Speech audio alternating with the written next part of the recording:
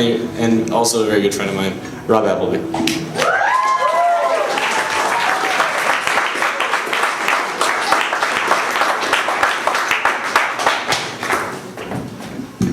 Hey, oh. You gotta work on this. There we go.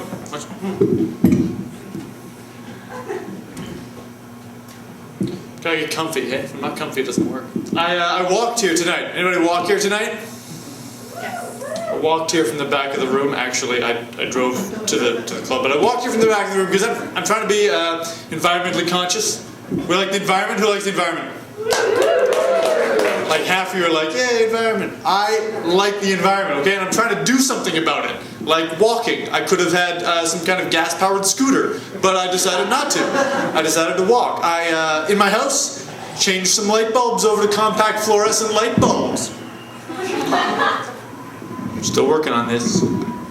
Yeah, compact fluorescent light bulbs. And you know, they're good. They use less energy. They give the room this nice dimness, so you can't see things.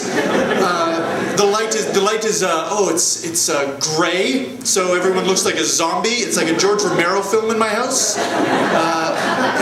And when this fluorescent light bathes your face, it's like a public bathroom that no one is allowed to smile in because your face looks sallow and gaunt and everywhere in my whole house. It's gorgeous. But I'm doing it for the polar bears. Somebody likes bears. Al Gore said to do it. I did it. I feel like I'm doing my part, and I felt like, you know what? I don't even know what my part is. You know, these light bulbs are in. Got to find out. So I did a little research. I work at a library. I research. This is some serious stuff. So here's some truth for you guys. I did some research. If everyone in North America changed their light bulbs from the old, whatever they were, to the new compact fluorescent light bulbs, everyone, I'm guessing that's about 50 million households. Every single person changes their light bulbs over right now. You know what the difference is going to be? Here it is. This is it. This could be you, if you're like me. This is the difference. Everyone changes it, and the difference will be global warming set back, totally put on its ass. For 6 days. Yeah, and then we're right back where we started. So that's like your point, right? Okay, 50 million households. This is going to be me personally. So 50 million households, divided all up. 6 days gets divided up. My part, I get to enjoy personally, all by myself on the North American continent, 1/100th of 1 second of global warming bonus time for this guy. That is awesome. I mean, it took longer than that for me to change all the bulbs, so and that time's like an investment. I lost that time, but I did it for the world, right? Like, put it out there. And it's only 6 days because in China, I don't know if you guys know about this. In China, they're building coal-powered plants. They pollute a lot. They build 2 every single week. And that's setting us back, even if we change all the light bulbs. So we're kind of screwed, but it's okay. I mean, they're good people in China. They have to build those plants. There is no choice. In North America, we have this thriving, this demand for fluorescent light bulbs, and they make them in China in this plant that makes so much energy. They need to produce electricity with these coal plants. God bless them. The Chinese work so hard. They're good people, and I'm looking out for good people in the world.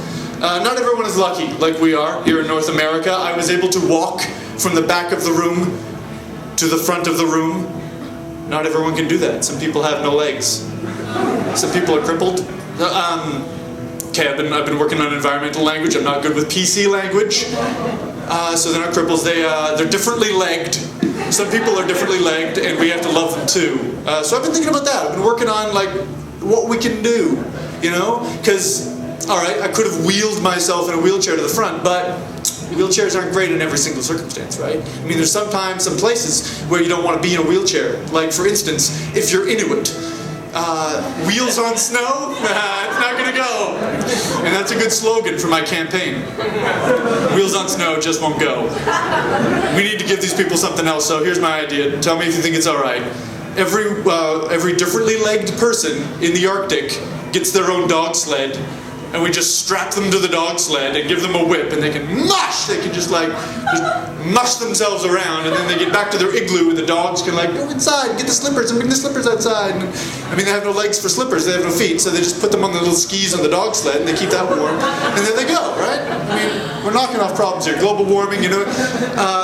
Afghanistan is big. Literally, it's a large geographical area, and say you have no legs in Afghanistan. You're on your wheelchair, you're wheeling about. How do you think that's going to go? How do you think people in Afghanistan are doing right now? Trick question. Everyone in Afghanistan is doing horrible right now. None of them are doing good. But the people without legs and wheelchairs, I mean, think about it. You're going down the road, there's debris, and there's bodies of dead children, and there's all this kind of stuff. You gotta be able to step over that shit. You can't just wheel up to it. You need legs. These people are at a horrible disadvantage. So there's this guy, right? He's wheeling down the street in Afghanistan, he's in Kabul or someplace, right? Wheeling himself down, dead child in the road. He's like, don't get all antsy about this, we watch the news. So he has to wheel around, right? Going around this way, keep with me. And he's going around, and what happens? Landmine. Boom! Right? He is thrown from the road, and he lands, he tumbles, and it's parts of his wheelchair blow off, and what happens? He lost a wheel. And now what are we going to do for this man? And I know what every person in this room is thinking right now. Crutches. We got to give this man some crutches, but I don't know if it's going to work. Because, okay, picture it. You got one wheel and two crutches and a dead child on the road in front of you. I don't know what you're going to do. I think that's just awkward. I think it's bad. So here's what we do. Prosthetic wheels. We give them we have the technology, people. We can do it. We can give them a round wheel, a perfectly round wheel, and then that's boom, reconstruction in Afghanistan, right? Round wheels. Gonna blow their freaking minds.